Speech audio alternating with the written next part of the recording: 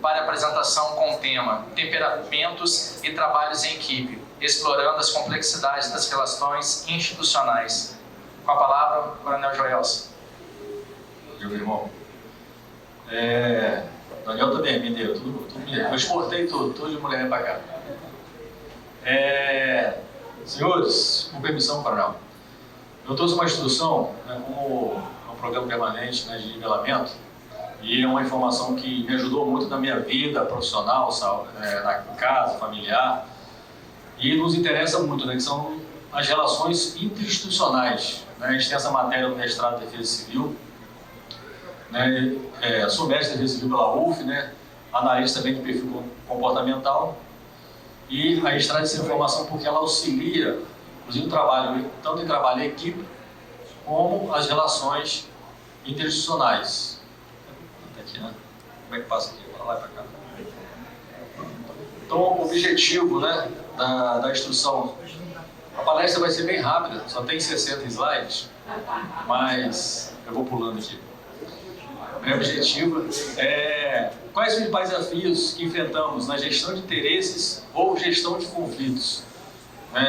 O que mais acontece, principalmente na hora do desastre, são gestões de interesses e gestão de conflitos. E para você gerenciar isso, você tem que começar antes desse gerenciamento. Tem que ter um planejamento de como fazer isso. E para fazer isso, você precisa ter uma boa relação institucional, interinstitucional e organizacional. E qual a diferença entre interinstitucional, intersetorial e intra-organizacional? Ou seja, são relações entre organizações, entre instituições ou entre setores da nossa própria corporação. E o que eles têm em comum? O que tem a relação, o que eles têm em comum nas relações? São as pessoas que estão atrás das instituições ou órgãos, ou seja, o relacionamento interpessoal. Quando a gente fala instituições, o que está atrás é uma pessoa. Se você não tiver uma relação boa com essa pessoa, você vai ter dificuldade de informações, você vai ter informação de se aproximar, principalmente na hora da gestão do desastre. Então, se você não tiver uma boa relação interpessoal, as coisas não andam. Que muitas vezes fica meio arranhada uma relação com uma instituição através de quê? Do relacionamento interpessoal. Ou você fica bem com uma relação institucional em relação a uma relação. O Daniel falou aqui, por isso que a gente sempre vai falar do cafezinho da sola e sapato. A hora que você está ali, vai conversar, vai explicar a situação, vai conhecer a pessoa. Hoje o Daniel, o João, que tem uma relação melhor lá em Brasília, além do conhecimento deles, por que eles conseguem muitas vezes as coisas? Pela relação interpessoal que eles conseguiram lá em Brasília, estiveram lá, conversaram, tomaram café. E você conhece a sua maneira de agir, interagir no ambiente? Ou seja, você primeiro tem que se conhecer. Como é que eu reajo no ambiente de trabalho? Como é que eu reajo nas minhas relações? E a maneira dos outros? Você conhece? Você entende qual é a relação? O que motiva? Quais são os motivadores de cada um? Qual é o motivador do chefe? O que motiva ele? 63% dos casos de insatisfação no trabalho são atribuídos a problemas de relacionamento. 63%. As pessoas saem do trabalho, pedem demissão, simplesmente pelo relacionamento. Muitas vezes não tem um salário tão bom, mas se ela for bem acolhida, se ela tiver uma boa relação, se ela for família da GEDEC, a gente se sente bem. Quantas vezes você teve dificuldade para lidar com alguém com personalidade diferente da sua? Quantas vezes? Falando isso principalmente para a GEDEC Litorânea. Cadê?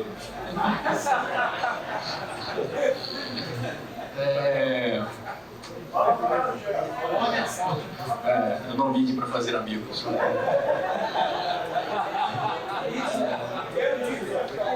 Quantas vezes você teve dificuldade com a sua própria personalidade? Quantas vezes você teve dificuldade com você mesmo? Com a sua reação, como você reagiu, como você agiu no seu ambiente de trabalho ou em alguma ação? E qual que é o certo? O certo é tratar o outro como você gostaria de ser tratado? Muita gente fala, a gente tem que tratar o outro como eu gostaria de ser tratado.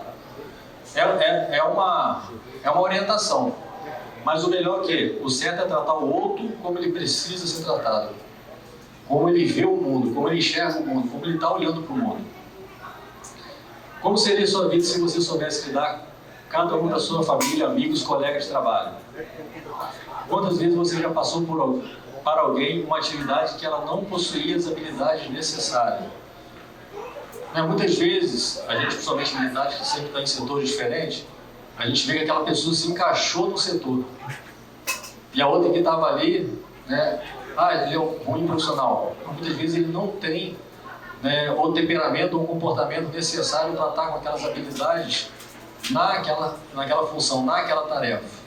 Vai conseguir? Vai fazer, mas vai ter uma dificuldade. Eu vou falar por quê. Como seria se você desenvolvesse potenciais que nunca explorou, descobrisse a melhor forma de lidar com as pessoas, entendesse quais são os seus motivadores, sucesso, cada pessoa gerar alta performance, desenvolvesse a sua liderança, seu potencial e persuasão, se comunicando de forma correta e motivadora? Esse é um filósofo, ele criou a teoria dos valores. Cada um de nós aqui dá importância para algum tipo de valor. O valor, ele não é nato. Você tem alguma afinidade melhor com ele, ou você pode estar vivendo, dando importância para algum tipo de valor, depende do momento que você está vivendo. Então você pode ter valores diferentes, momentos diferentes na sua vida. Tá? Valor teórico. A pessoa que gosta de estudar, de ler, buscar curso, então a pessoa que está nesse momento mais de busca. Pode ser momentâneo? Pode. Por ser no momento que você está na universidade, aí você vai ficar uma pessoa mais teórica. Pessoa econômica, aquela pessoa sempre que está vendo custo-benefício, não é o pão duro, não. É custo-benefício. Então, poxa, melhor isso aqui por aqui, aí já falaram que o João é o pão duro. Verdade? Falaram aí. Então é custo-benefício, sempre está analisando o custo-benefício. Pode ser uma fase da sua vida, ou pode ser para a vida inteira, depende. Estético, valor estético, a pessoa que está sempre preocupada com a harmonia, com o belo, gosta de passear, está curtindo a natureza. Você pode também ser momentâneo. Pessoa social, que é mais altruísta, mais generosa, gosta de estar ajudando o próximo. Então são valores que também pode ser momento que você está vivendo. Você pode estar vivendo um momento mais, vamos dizer, religioso. Então assim você fica mais generoso, mais altruísta, E o valor político, que não tem a ver com a política, tem a ver com poder, com ambição, tem a ver com vitória, aquela pessoa que está com garra, quer chegar, ela tem um objetivo traçado, então ela tem um valor político. E por último, o valor religioso, que também não tem a ver com religião, tem a ver com luta por uma causa, propósito. Tem ali, não sei se tem alguém aqui vegano, eu vou bater ele. Mas assim, tem pessoas que são veganos, de brigas, só de ver alguma coisa animal, já fica bastante enfurecido. Pode ser político também, aqueles extremistas de partido, ele só enxerga aquele partido, ama de coração. Pode ser por time, não vou falar o nome dos times, mas pode ser por times. Então luta por uma causa ou um propósito. São 6 valores, só para vocês verem. A gente falou são 6 valores. Aí depois teve aí mais um psicólogo, Carl Gustav Jung. Aí tem tipos psicológicos. Tipos psicológicos, atitude. Tem pessoas introvertidas e tem pessoas extrovertidas. Isso, gente, estou falando que muitas vezes a pessoa olha uma pessoa mais introvertida, poxa, eu queria ser assim. Mas você é extrovertido na natureza. Pode melhorar? Pode. Mas nunca vai chegar perto de uma pessoa que naturalmente é introvertida. Percepção. Tem pessoas que é mais sensitiva, tem que ver para crer. Tem pessoas que é mais intuitiva, sente, percebe as coisas, é o sexto sentido, o famoso sexto sentido, consegue perceber as coisas melhores. Tem o tipo psicológico também, que é a parte de julgamento. Tem gente que vai muito pelo pensamento, tem gente que vai pela emoção. Ele vai julgar uma coisa mais pela emoção, do que está vendo, do que está vivendo. Tem gente não, tem gente que ele vai pela razão, pelo pensamento, e vai tomar decisão e não vai se preocupar com a emoção da situação. Então isso aqui é só da forma geral. Esse homem aí, William Moulton Marston, ele criou a teoria do DISC, né, que a gente chama, que são os comportamentos, muitos conhecem como temperamentos, né, como comportamento, o nome é dominante, influente, conforme ou estável, e o Walter Werner Clark, né, que desenvolveu a teoria. E essa teoria, a verdade, ela é desenvolvida desde Sócrates. Então você tem leis aqui, tem leis? Sim. Onde aperta, tem leis aqui. Tem não, né? Tem não, tá bom. Então tem gente, nas teorias, compararam os temperamentos ao fogo, ao ar, à água, à terra, outro ao sangue, o fleuma, a bile negra, a bile amarela. E o que é mais conhecido hoje é o sanguíneo, o colérico, o melancólico e o fleumático, que eu passei mais cedo aí para o GEDEX fazer um teste para ver qual é o seu temperamento. E voltando, você conhece alguém que é autoritário, que gosta de mandar? Tem gente que já gosta de mandar de nato, já chega no meio, já quer mandar, já quer ser o chefe, quer ser o líder. Não. Então, já citaram, não fala e não olhe para o colega, não cite nome.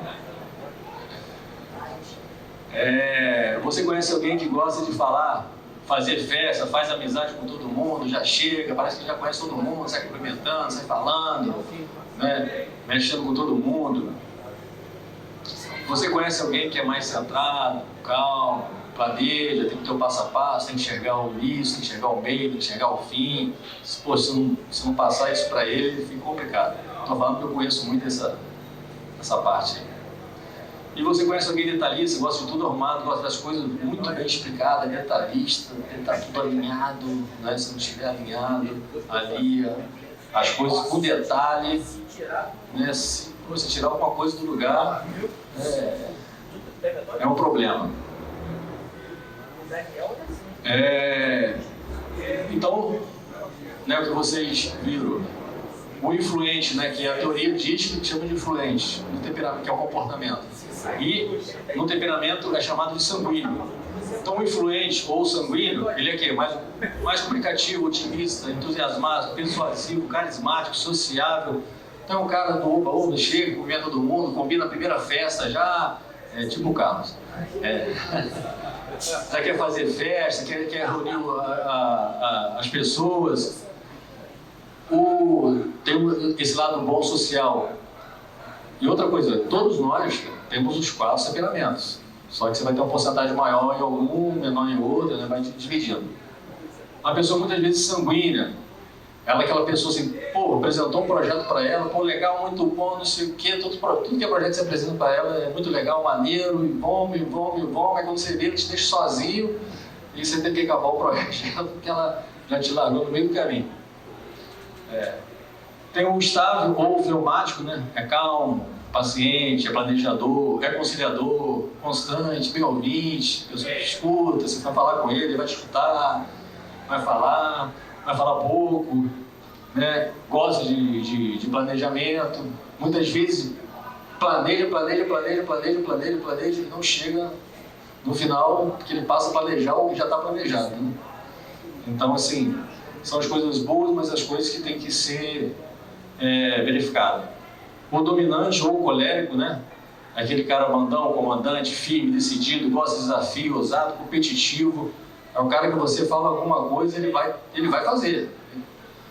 Se está certo, se está errado, né? Não quer nem saber, ele vai executar. Deu missão para ele, botou um desafio, então, ferrou. Aí que ele vai executar mesmo.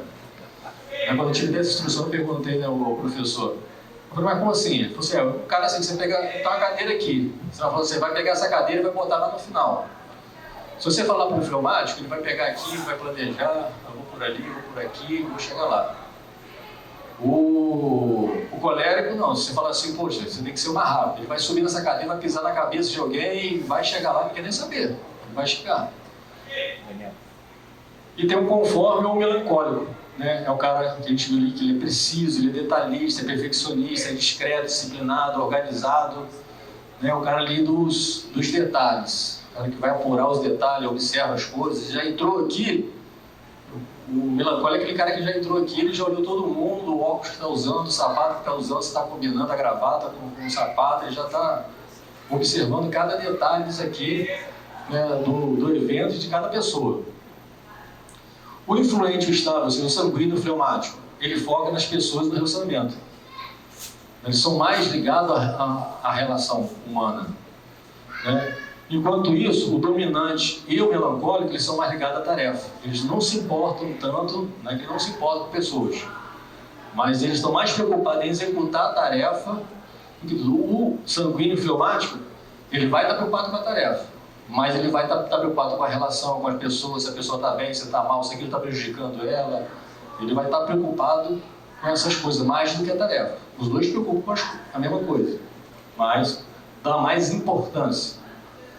O influente e o dominante, ele tem uma necessidade de influenciar. O influente porque ele quer fazer amizade com todo mundo, o dominante, ele chegou, quem manda no grupo é ele. Então ele tem essa necessidade de influenciar, seja pela alegria ou seja meio, né, pela forma de dominar.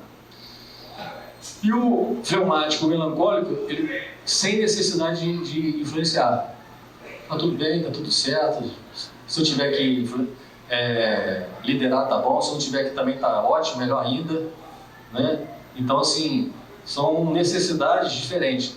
O fleumático, o melancólico, não esquenta a cabeça de ficar muito tempo sozinho, né? Igual pandemia. O fleumático, o melancólico vai levar de letra, tranquilo, pecado, vendo televisão. Agora o sanguíneo e o dominante, não vai ter ninguém para dominar, ou ninguém para fazer festa, já é mais complicado para eles. Tomada de decisão. O sanguíneo e o fleumático, né, são mais emocionais, como eu falei, né, ele vai mais pela emoção, ele vê esse lado emocional. O colérico e o melancólico são mais racionais, né, são mais de razão.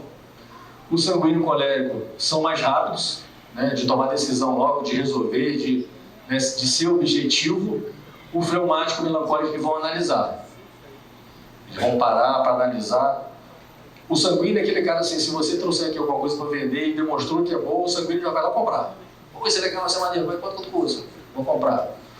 O dominante, né, você tem que meio que convencer a ele, mas ele vai.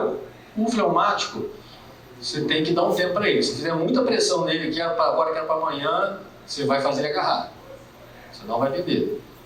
Ou o chefe também não vai conseguir tirar dele. Quanto mais apertar, ele vai esperar para entender a situação primeiro.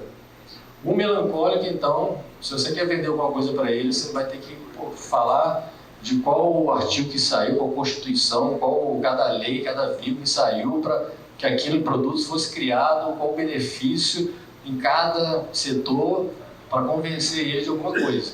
Estou falando assim de venda, mas qualquer ideia são vendas. Então, você tem um chefe, né, que é mais melancólico, leva todas as legislações para eles possíveis. Se você tem um chefe que é mais fleumático, estou falando de chefe, mas pode ser instituição, entre organizações. Se você tem do outro lado um cara que é mais fleumático, leva alguma coisa planejada. Ele tem que enxergar o início, tem que enxergar o meio, tem que enxergar o fim. Se você for no sanguíneo, você já leva uma coisa mais festiva e tal, pô, isso vai dar certo, pô, isso vai estourar, pô, caramba, sua instituição vai arrebentar, vai ficar famosa, vai aparecer em canais de TV, pô, é mesmo? Não embora. E o dominante meio que você tem que deixar que ele tome conta das coisas, né? Ou seja, cara, tem aqui esse produto aqui e tal, e tem esse outro, mas isso aqui é para você, o que você acha? Ele tem que tomar uma decisão, eu quero esse aqui. Quem manda sou eu. Isso é para tudo, tá, gente? No relacionamento, você tem que ter um companheiro que é mais dominante, né? Ou companheira, sempre leva a informação para essa pessoa escolher as informações. Você floreia o que você quer, faz pouco propaganda do que você não quer e deixa escolher. Mas ele tem que escolher no final da história, ou ela. Tipo esposa, né? Todas elas são dominantes.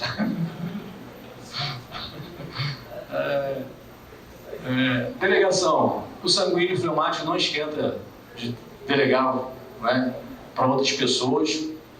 O colérico e o melancólico são eles mais centram a informação neles, tá?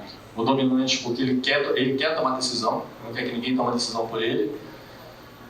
E o melancólico, acho que ninguém faz melhor do que ele, né? Ele sempre acha, pô, ele tem que ver, ele tem que acompanhar, porque não consegue fazer as coisas. O sanguíneo e o colérico centraliza, né, as decisões, e o fleumático melancólico centraliza tarefas. Então, o melancólico, eu falei, planejador, ele gosta de puxar tarefa para eles, principalmente o melancólico. Tá? Ou seja, todos nós temos os 4 temperamentos, em níveis diferentes. É o que faz diferente, o que nos faz diferente é isso. Né? Tipo, eu vou ter 30% de fleumático, né, 20% de melancólico. Então, é esse equilíbrio de porcentagem que faz a gente um diferente do outro. O que é interessante observar isso? É que se você não tiver no seu maior temperamento, ou seja, exemplo, se você trabalha fora do seu temperamento, possivelmente você vai estar em estresse estável. Talvez você vai executar, que você é um ótimo profissional, você tem uma visão de querer executar da melhor forma, mas você pode começar a entrar em estresse a médio e longo prazo. Exemplo, uma pessoa que não é muito detalhista. Se você começar a botar ela num setor onde ela vai analisar processos, né, se ela não for uma pessoa melancólica, você pode, se ela não tiver uma porcentagem alta de melancólico, você pode começar a estressar ela. Né? Ela tem que ir lá olhar os detalhes, cada coisa ali dentro do processo, ler linha por linha. Né? Vai fazer? Vai fazer. Não vai fazer com perfeição de melancólico, porque isso já é nato nele, e vai começar a entrar em processo de estresse. Por isso que muitas vezes o cara está naquele setor e não está aguentando mais ficar naquele setor. Eu estou num setor que é mais de vender ideias, ou vender até um produto. Ou se eu não sou um cara mais sanguíneo, aquilo vai trazer estresse ao longo do tempo. Eu não sou muito dominante. Poxa, eu fico na função que eu tenho o tempo todo ser chefe, né? E não posso delegar ainda, tem que passar por mim, vai estressando. Então, só saber que a gente tem os 4 temperamentos, mas a gente sempre vai querer trazer para o conforto do nosso temperamento. Qual o melhor tipo de comportamento ou temperamento, né, para liderar? Vocês têm ideia de qual? Será que é o melancólico, é um cara mais analítico? Será que é o colérico, é um cara mais pragmático? Será que é o fleumático, é um cara mais diplomático? Ou será que é o sanguíneo, que é um cara mais expressivo? O que vocês acham? Dá um chute. Tem que ser um ou pode ser os 4? Pode ser 2, 3, 4. A porcentagem de cada, né? É isso aí. Dependendo da função ou tarefa, um temperamento vai ser melhor do que o outro. Né? Mas a verdade é que quem lidera melhor é o que sabe liderar e desenvolver talentos. Ou seja, é o cara que entende e sabe qual é a melhor equipe. A equipe que eu tenho os 4 temperamentos. Se eu tenho uma equipe, eu preciso de um fleumático, que é um cara que vai sentar e vai planejar. Eu preciso do melancólico, que é o cara que vai ver os detalhes do planejamento, o que está faltando. Eu preciso do dominante para fazer com que isso tudo ande dentro do prazo, com o tempo. E eu preciso do sanguíneo, que vai vender essa ideia no final. Que vai chegar lá pro chefe, meu chefe, não sei o quê, mas isso aqui é bom por isso, vai contar uma história, vai falar, vai florear, botar florzinha, vai criar, né, alguma coisa. Então a melhor equipe é quando você tem pessoas com temperamentos diferentes envolvidos. E o melhor temperamento para desenvolver é o cara que sabe lidar e entender esse temperamento no outro. Né? Agora vamos lá. Para vocês aí, o que é dominante? A 1, a 2, a 3 ou a 4? Só dá uma postura. A 2. A 2. A 1. A dominante é a 2. A posição dela de estar dominando ali, que é do setor. Quem é influente? O sanguíneo? Tá na cara, né? A 3. A 3, tá ali, Alex, o Rio, o tempo todo tá feliz, tudo certo, né? Quem é ali a detalhista, melancólica, a 4 ali no crochê, está concentrada ali no crochêzinho dela, né? E quem é o fleumático? Não senta a cabeça com nada, tá bem, tá certo, tá nem aí, se chover canivete, pô, tá legal. Meu chefe brigou comigo, bom também. Mais um teste aí, ó. Quem que é dominante? Quem domina a situação ali? É a 2. A 2. A 2 novamente. Então, tá ali, já pegou o computador, já tá ali, eu domino, sei fazer isso aqui, vou aprender aqui. Vou no sanguíneo de novo, que dá mais fácil. Quem é sanguíneo ali? Tá, isso aí. Isso aí. Quem que é, agora é um pouco mais difícil, né? Mas quem é melancólico? A 1, né? A 1. 3. É. A 3, a postura dele, não. Eu, assim, né? Pra mim é a 3. Aí dá uma confusão mesmo. Ela tá ali mais olhando. Tá dando mole, pessoal. A fleumática tá assim, né? Tá encostado. Até olhando. Mas, bom, tá bom também. Cabeça baixa. É. Só mais um teste aí. Ali tem uma briga, né? Meio que uma briga ali. E quem é o melancólico? 4. 4, né? O melancólico, eu não falei isso no detalhe, o melancólico é detalhista. E ele é uma pessoa, assim, que guarda rancor, fica chateado, ela remoe as coisas. Poxa, se você fizer uma coisa com ela na infância, ela vai lembrar lá na velhice. Vai lembrar os detalhes. Olha o Carlos Gino, fala o nome aí, Carlos. Quem que é o sanguíneo ali? É o 2, Júlio. É o 2. Não, é o 3. É sanguíneo, tá rindo, tá na festa. E o dominante? É o 2, O irmão. O dominante, né, A a gente chamou colérico, ele tem aquele cara o sanguíneo colérico, que são pessoas de explosão. Tá? Mas o colérico, como ele é mais dominante, ele fica bravo mesmo, ele fala, ele fecha a cara, né? Mas também passou, ele deixa pra lá. E, por último, o fleumático, tipo, você deixa disso, a vida é boa, a vida é maravilhosa, nada disso, não briga, né? Pra que você vai brigar? Então, só reforçando, apesar de a gente ter temperamento, a gente não tem que aceitar, né, as coisas. A gente pode melhorar, aperfeiçoar o que o nosso temperamento nos conduz e a gente pode ir melhorando aquilo que nos enfraquece, né? O melancólico, ele pode aprender um pouco a ser mais demandante das coisas, não ser menos centralizador. O fleumático pode ser um cara que, além de planejador, seja mais executor. O sanguíneo pode parar mais de oba-oba e sentar e acabar de concluir as ideias dele. O dominante pode deixar de ser mais ignorante, né?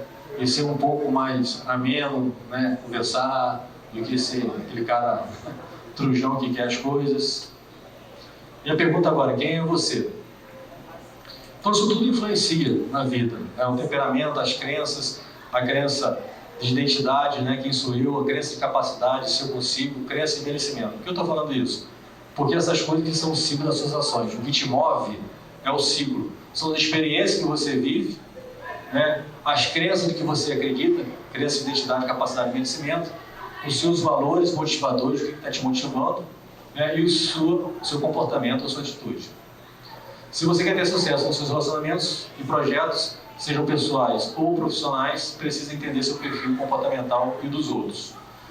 Como a gente estava falando, né, de interinstitucional, interorganizacional, é onde você observa, né, dentro dos stakeholders, de pessoas que você tem que convencer do seu projeto, de pessoas que você tem que levar a sua ideia. Se essa pessoa ela tem muito poder e muito interesse, a pessoa que você tem que gerenciar de perto, muitas vezes ela tem muito poder, mas não tem tanto interesse, não tem satisfeito, né? Muitas vezes ela tem muito interesse, mas tem pouco poder, não tem informado. Então, assim, são coisas que você tem que perceber, e para você mudar essa pessoa para a pessoa que tem muito poder e muito interesse, para você estar convencendo elas, você tem que usar o meio que a convence, né? Ela é mais dominante, então você vai levar algo para ela escolher. Ela é mais fleumática, você vai levar algo que já está planejado no meio, início e fim. Ela é mais melancólica, tem que reparar os detalhes. Ela é mais sanguínea, fala que ela vai alcançar, vai ficar famosa. né? Então, assim, são tipos de coisas então, que você precisa influenciar. Isso, cara, eu vou conversar, aí isso até na palestra do Codec, eu não vou convencer o secretário municipal, não o secretário de obra, qual o temperamento dele, que sobressai. Eu vou falar sobre o PIDEC, Lei de Lucas, Casa Popular, eu vou convencer, como é que eu vou convencer ele de um projeto que eu quero montar de defesa civil para a criação de Casa Popular. Então eu tenho que conhecer o temperamento dele para saber quais as formas que ele vai comprar a ideia para a gente poder levar até o prefeito. Então, análise do perfil de comportamento. Você entende, né? O perfil predominante, estilo de liderança, tomar decisões, melhor área de atuar, motivadores, medos, competências, pontos fortes do perfil. Você consegue criar uma arquitetura do cargo perfeito. Tipo assim, eu montei um setor. As empresas fazem isso, tá, gente? Eu montei um setor. Eu preciso daquele setor. Que tipo de pessoas naquele setor? Né? Ali eu preciso de um setor de planejamento. Eu preciso que tenha no grupo o maior número de pessoas reumáticas. Não, um grupo de venda. Eu preciso naquele setor que tenha um maior número de pessoas sanguíneos. Não, aqui é um local porque não pode ter erro. Né? Tudo tem que sair certinho. Preciso de pessoas naquele setor com um perfil maior de melancólia. Não, é um setor, poxa, que eu tenho, né, que fazer acontecer, inclusive eu preciso de velocidade para que aquele projeto aconteça. Não dominante, né, que naquele setor tenha. Ou sempre mistura, nunca, como eu falei, nunca uso só um temperamento. Mas cada setor precisa de mais força de um temperamento do que do outro. Então você pode criar, já pensar quais pessoas vão colocar ali. Vocês já fizeram, né? Alguns já fizeram, quem quiser escanear aí, eu já botei no grupo, mas é um teste, claro que não é um teste, existe um teste, que são inclusive pagos, né, que são mais detalhistas, esse aí, para você, é um teste de graça, mas já dá uma noção, né, de porcentagem, pelo menos de 2 perfis, para você conhecer. Você pode, como ser humano, como eu falei, a gente tem 4 perfis, eu posso, a hora que eu quiser, entrar, explorar o perfil meu que eles é baixo. Exemplo, eu, no teste que eu fiz, né, que classificou os 4 temperamentos, a parte minha melancólica é a mais baixa. E aí quando você passa a entender, que você entende porque eu não gosto de detalhe. Né, de vejo, olho e tal, mas vira e mexe, passa coisas despercebidas, que caramba, eu não percebi isso aqui. Né? Então, assim, são coisas que você aí eu vejo, é a minha parte mais baixa. Tem pessoas que fazem isso com maior tranquilidade. Eu fico vendo mesmo o Daniel vai analisar aí os processos, né, de situação de emergência. Ele olha, se ele manda para o município, se o município mudar, ele olha tudo de novo para ver se o cara mudou outra área do processo. E se o cara mandar de novo, ele manda de volta, se o cara mexer, ele vende tudo de novo para ver se o cara não mexer no outra área. Eu falei, só de eu pensar, eu estou aflito aqui. Então, assim, para ele é uma coisa natural. Boa. É até prazerosa. Para mim já não é. De ficar ali olhando muito detalhe, né? Eu me esforço, eu vou me esforçar, mas nunca vou ser igual o melancólico. Então, ali dá para você ter noção de dois testes. Muitas vezes a gente acaba desenvolvendo um temperamento, como eu falei, você tem um sonato, mas muitas vezes, exemplo, nós oficiais, como os bombeiros, a gente acaba desenvolvendo pouca dominância, né?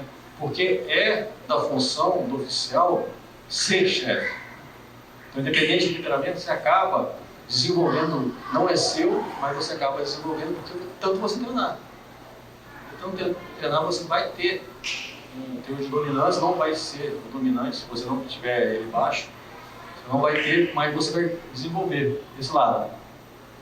Se você conhece o inimigo e conhece a si mesmo, não precisa ter resultados sem batalhas. Se você conhece, mas não conhece o inimigo, para cada vitória, ganha sofrerá também uma derrota. Se você não conhece nem o inimigo, nem a si mesmo, perderá todas as batalhas. Sun Tzu, todo mundo conhece essa frase, e ela vale para essa pequena ensinamento que está sendo feito aqui. Se você conhece o outro que está do outro lado, se você conhece, né, a instituição, se você tem um relacionamento, você sabe o que são, né, os setores motivadores, né, para convencê-los, você vai mudar.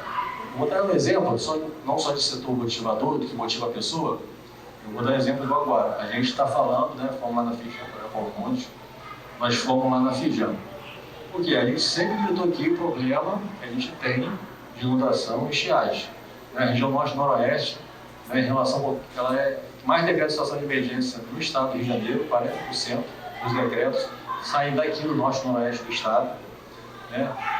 O lado bom diz que a gente não tem tanta fatalidade, né, na região serrana. E a gente foi na Fijam para falar a linguagem da Fijam. Fijam, se eu for falar lá, poxa, tem muita inundação e estiagem na região. Eu achei até legal, pô, é legal, talvez eu comente aí com o político isso e tal, é legal. Mas se eu levar para eles a informação que isso não está deixando com que indústrias se instalem na região, porque há um prejuízo enorme para os municípios, né? A gente fez um estudo de mais ou menos um quarto a um quinto da verba que o município recebe, arrecada, vai em desastre. E outra, a estiagem deixa o rio, no mínimo, de 2 a 3 meses, todo ano abaixo da vazão ecológica. Ou seja, abaixo da, o professor falou ontem, da vazão ecológica, o rio está morrendo. Nenhuma indústria de grande porte, primeiro, se instala em algum lugar sem fazer um estudo sério. A gente acha que uma empresa instala ali, ela chegou e gostou da área. Não. Ela faz estudo sério. O professor Ailton Bustai, na minha mestrado, ele, com a sua equipe, já deu parecer desfavorável de uma empresa se instalar em Campos pela insegurança hídrica. Ou seja, qualquer empresa, indústria de grande porte, precisa de água. Seja para resfriar, seja para lavar, seja para o próprio produto. E aqui tem problema de estiagem. Então, você entender qual linguagem que eu vou levar, qual é o convencimento que eu vou levar. Eu só não levei melhor porque eu não conhecia qual é a personalidade do Nota Fijam, de quem ia receber a gente. Mas, pelo menos, eu levei da linguagem dele. Agora, se conhecesse, a gente poderia mudar um pouco a metodologia e levar baseado, né, na informação dele. No restante, obrigado. Estamos aí. Para mais informações, me siga no Instagram.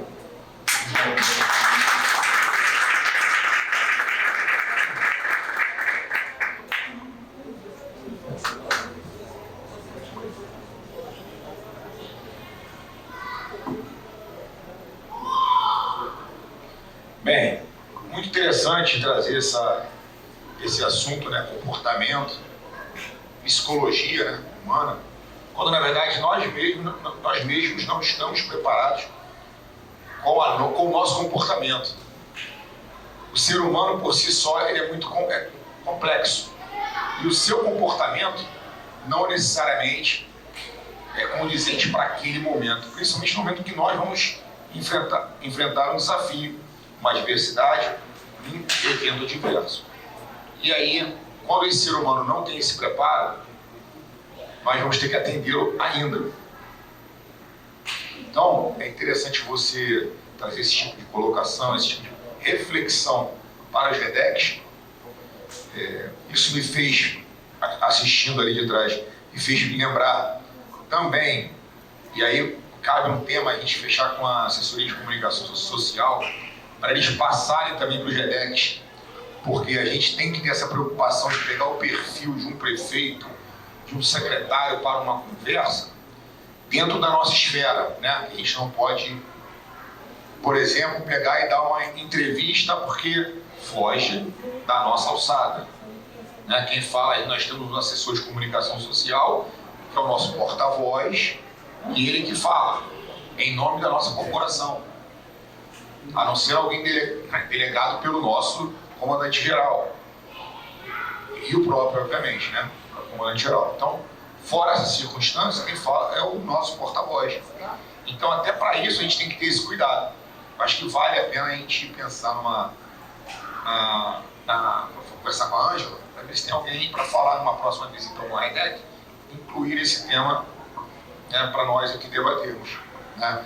Parabéns aí, trazer esse tema não é fácil, porque ele está falando no íntimo de cada um. É o que ele falou, quem você é aí? Eu estava lá atrás olhando todo mundo. olhava para o chão, olhava para o alto, olhava para a tela assim, ó, sou eu. É verdade, parabéns, foi muito proveitoso. E cadê o Daniel? Chamar aqui o nosso superintendente, por favor. Vem, Daniel, também, que você é menino dos olhos do Joelson, então vem também. Filho, Aí não. é quase isso. Vem também.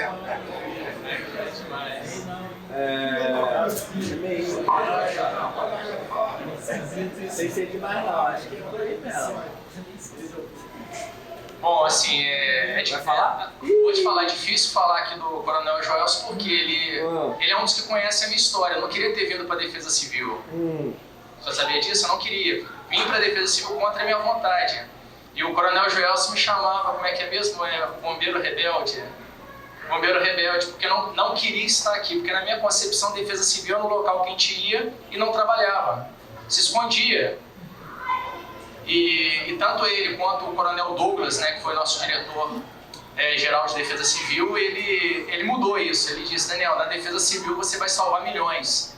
E eu cobro essa promessa. Cada operação, cada desastre que termina, eu faço aquele balancete e vejo quantas pessoas eu consegui atingir. E eu devo isso aí também, em parte, ao Coronel Joelson, que é um incentivador do meu trabalho, é um amigo de longa data. Entrego aqui, agradeço a honra aí, a caneca para representar aqui e o certificado aqui de participação. Parabéns, uma excelente palestra.